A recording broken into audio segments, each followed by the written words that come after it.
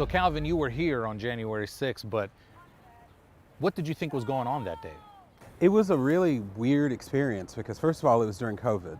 And for me, I'm in and out of the Capitol a lot, and I happen to be in my home office, which is not far from here.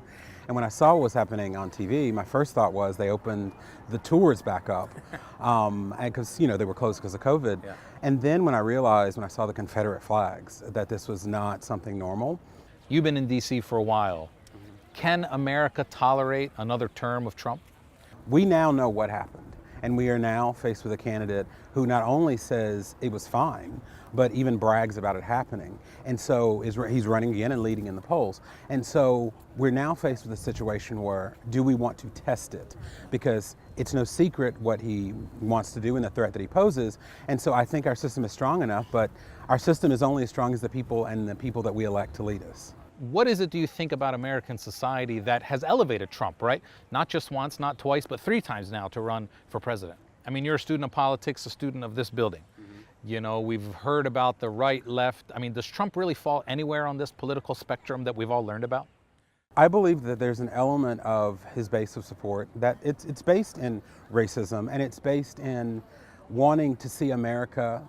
There's the reason the word "again" is in there. Yeah. Make America great again. Again, which begs the question, what period are we talking about? Sure. And that's why it's difficult for African Americans to embrace that slogan, because if you go too far back, America was great, but not for everyone. And I think that we have Americans who haven't dealt with how America is changing. But I also think we've taken democracy for granted. We've taken authoritarianism for granted. Economically, it's ironic that the Democratic plan looks more like the plan of Ronald Reagan than the plan of Donald Trump. So it's not left and right. It's more populist. It's more trying to make America what America used to be before it changed. And I think that's the divide we're seeing. And I don't think that's left or right. I also think that's why Trump has support. That's why Trump can get support from the farthest right and even some from the farthest left, because it's not about right or left. It's about this populism idea that he's made extremely popular. Do you love America?